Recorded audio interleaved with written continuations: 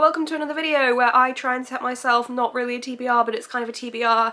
I don't really know, I don't like setting TBRs. I'm a mood reader, but here's some books that I kind of want to get to. I have got a pile of 8 books over there. 4 of them are books that I am pretty certain I will be reading within the next couple of months, therefore within the spring period. The other 4 are books that I know I really want to read. I just don't know if I'm quite in the mood for them yet. So maybe I will get to those ones too. This is kind of a TBR video, but as I said, I am a mood reader, so this could all change. I'm not going to hold myself to this. I'm not going to set myself any restrictions. These are just 8 books that I kind of want to read soon, but then who knows, because I might go and buy more and then not want to read these ones as imminently anymore. But I'm going to show you the 4 that I'm pretty sure I want to read first, maybe? There's one on this list that I know I want to get to. I keep looking over here because they're all on my shelf. There's one on the list I know I want to get to because it's a reread, and I know there's a reason I'm rereading it, but the rest of them, you know, it's anyone's guess really, but I'm just going to show them to you. The reread is Carlos Ruiz Zafón's The Shadow of the Wind. This is my favourite book of all time, but I've only read it once. Therefore, I'm starting to doubt in my brain whether it'll still remain a favourite when I read it again, but there's only one way to find that out. This is a super tall edition that I have bought specifically to annotate because I mean, I didn't realise, but the pages are freaking massive, there's loads of space. I bought a version to annotate, I just didn't realise it would be this big. I got it from World of Books, is that the website? I'm not complaining, it's a big chunky one. This follows a boy who is taken to the Cemetery of Forgotten Books by his dad, which is a special place that not everyone knows about. There's loads of books and the boy's allowed to pick one book and take it home with him. He picks a book, he becomes obsessed with it, and gradually as we see him becoming a man, we see him wanting to find out more about this author, and there's actually a mystery that's ensuing around this author and what's actually going on. I adore this book. This is the pinnacle of book about books. I love it deeply. I cannot wait to reread it. I am slightly scared, I'm not gonna lie, but I know I want to do this soon. I think the only thing holding me up is I know I'm gonna do this slowly, so I know it's not gonna make for the most thrilling reading vlogs because it'll probably be just a reading vlog of me reading this book, but that is a bit of a thing that's playing on my mind at the moment, that the reading vlogs that only feature one book must be less entertaining, but for me, I'm really enjoying just focusing on one book, so I am very excited to reread The Shadow of the Wind by Carlos Ruiz Zafón. Then I am hoping to read A Little Life by Hanya Yanagihira. I'm sorry if I pronounced that incorrectly. I know that this book is probably going to break me, or maybe the knowledge that the book will break me will mean the book won't break me, but pretty much everyone says this book breaks them. All I know about this book is it is about 4 friends who move to New York. It's pretty chunky. How many pages actually is it? Is it like around the 800? Okay, the 700 mark. It's pretty big. It's pretty daunting. It's been on my TBR for a long ass time. I think I might annotate this one as well, possibly. I find this book an immense pressure because I know so many people have reacted to it in certain ways, and I don't want to not react in that way because expectations are making my brain think I need to feel a certain way about it when I might not actually feel that way about it. And I feel like that is always the pressure when you're reading hyped books. But there is only one way to find out how I'm going to react to this book. So I'm really wanting to get to it. This is another one where I think that the reading vlog will be a lot slower, but it will definitely be like a dedicated reading vlog to this book. I'm scared, guys. I'm scared.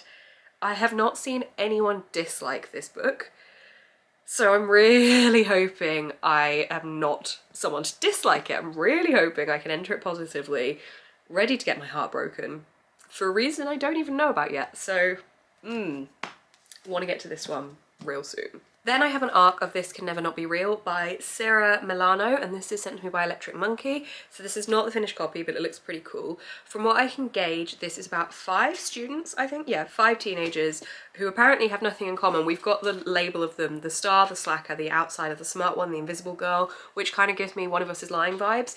And it says they're all thrown together by an act of terrorism, can't survive the night without each other. And this is told like in little sections of their own narratives.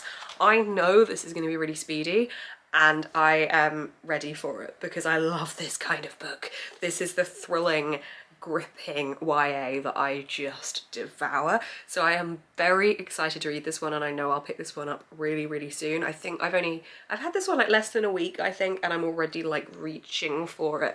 So this might be one of the next few reads that I get to. Then I have got Hamnet by Maggie O'Farrell. I'm not gonna lie, when I bought this one, I thought, okay, I'm buying it because I love this edition. I don't know if I am ever gonna read this. And I know that's probably like, well, why would you buy that? But I think this is stunning, and ultimately I absolutely adore collecting books. And when I bought it, I thought, like, I don't know whether my brain is ever going to want to pick this up, but I want to read it, basically, if that makes sense. So I know myself, and I know that when I bought it, I thought, I bet you're never going to read it. But in my brain, I was still like, but I want to read it. So I bought it. I bought it thinking it would make me read it. And here's the copy of the book in my hand in a TBR video with me telling you that I'm definitely going to read this. Aha, I said definitely. Okay, this is a story about how Shakespeare's Hamlet was named, I think. That could be totally wrong. But there's something about a flea as well. Hang on. So, like, the blurb just throws me so much. It's the story of a kestrel and its mistress, a flea that boards a ship in Alexandria, and a glovemaker's son who flouts convention in pursuit of the woman he loves. Above all, it's the tender reimagining of a boy whose life has been all but forgotten, but whose name was given to one of the most celebrated plays ever written. Apparently this goes all over the place. Apparently it's really good. It was the WATERSTONES Book of the Year for 2020, which again is another reason I bought it, because I thought I just want that on my shelves in case I ever want to read it. And now I think I'm going to try and read it. I actually really do. Oh, the font's big. Oh, yes. I actually really do want to read this one. Look, the font's big. That's kind of makes it slightly less daunting, because it's not that long actually, 360 pages. And it has a ribbon bookmark, which, you know, should be motivation enough. But honestly, yeah, I am daunted by this because this is not the normal kind of book I would read, but I love the idea of the flea, so if I read it, it'll be because of the flea. I'm saying if, I'm going to read this. This is in my 4 that I really, really want to get to, so I want to read this one. Okay, the next 4 are basically ones that I know I really want to read, but I don't know if I'm quite in the mood for them yet, and I'm so bad at picking up books because I have to just really, really fancy the book that I'm reading. Otherwise I just, like, no one in the world can make me want to read a book if I wasn't absolutely in the mood for that book right at that time. Which is why this video is very much within quotation marks, because I just don't know how much I'm going to stick to it. So the following 4 books are ones I'm pretty sure I want to read.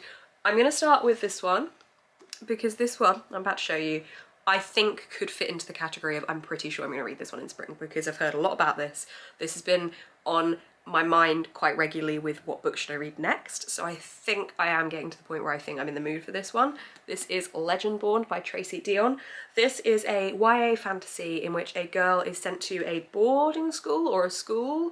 Her mum dies, she's sent to a school, and she kind of gets involved in a magic attack and then is brought into this group of people who are all descendants of King Arthur's knights, I think. I have seen truly amazing things about this. Everyone seems to love this, which again makes me even more scared to read it. This is why I should just read books as soon as I acquire them, because then there's no worries of me thinking, will I enjoy it because everyone else has loved it? I don't know.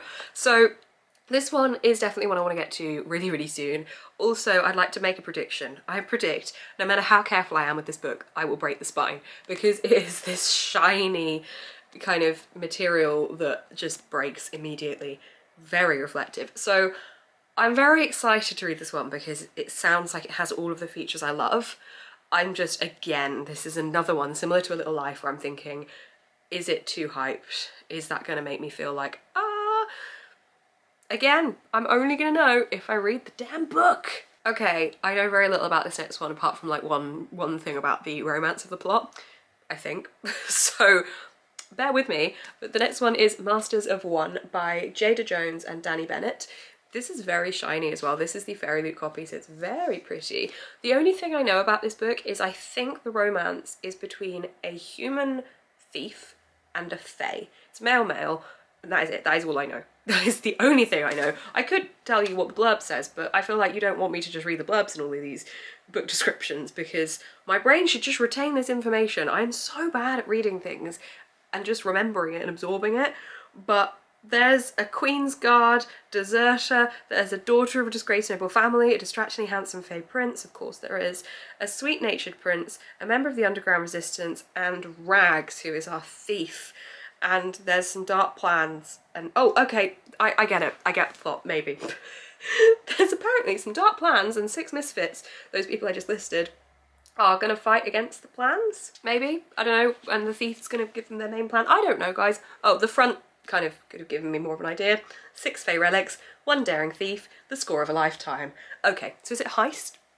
I don't know. I feel like I probably should have just started with reading you that. But Masters of One is one that I keep thinking I want to get to because I think I'm gonna really like it. I've been told it's quite funny, but I haven't been quite in the mood to pick it up yet. The next book is a Greek myth-esque retelling. It is Lore by Alexandra Bracken. This is the Fairyly edition, which I absolutely love. I've heard really good things about this from what I can remember. I'm not gonna look at the blurb, I'm gonna do it from memory. This is about a girl who is somewhat intertwined with the story of the Greek gods, and every year, or no, I need to look at the blurb. At some point, every 7 years, see I was wrong, every 7 years for a week, Zeus punishes the gods by forcing them to walk on Earth as like a kind of punishment for something that happened ages ago. And in this time, they're hunted by people that come out to kill the gods.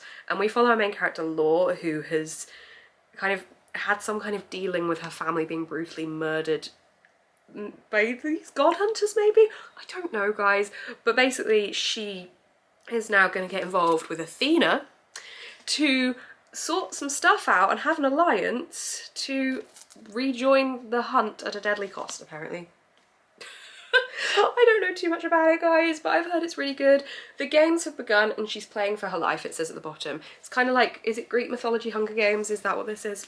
That's probably not a good description, but Lore, everyone. The next book and the final book within my fake TBR is From Blood and Ash by Jennifer L. Armentrout. I have heard so many good things about this, but I'm also very worried because, again, there's a lot of hype. This is ridiculously heavy for a paperback. Every time I pick it up, it surprises me. It is nearly 600 pages. Wow, okay. And all I know about this is it follows a girl who is like banned from experiencing pleasure? Maybe? Poppy? I think. She's always had her life controlled by her, no, not by her. She's always had life controlled by other people and has never really been able to make her own decisions. And then I guess some drama happens. That's it. That's what this book is about. That's the synopsis. Yeah. It sounds like the kind of book that I would like, maybe, or would really annoy me. I'm hoping the first option because everyone loves it and I want to get involved in the hype. So hopefully I can maybe get to this one within the spring. So those are all the books that I want to try, maybe, possibly read soon. I don't know, guys. Will it happen? I don't know. Will I check back in with you and tell you it didn't happen? Probably not, because I'll be ashamed, but I hope you enjoyed the video nonetheless. Please let me know which ones of these you think I'm going to like the best, or if you have any other recommendations for me, I'm always keen to hear. Do give this video a thumbs up if you enjoyed it, it really does help me. As I said, comment down below, subscribe to see more of my face on your feed, and you can also get more regular updates as well from me and behind the scenes content and exclusive stuff like podcasts and a book club and other things that I've forgotten off the top of my head, but from my Patreon, which is very, very exciting and it's able to help me be able to live my dream step by step. So if you did want to check out my Patreon and support in any way there, that's linked down there as well. But you can also subscribe. Did I say that already? I think I said it. Well, just subscribe again if you haven't already. Thank you guys so much for watching this video. Keep smiling and stay positive.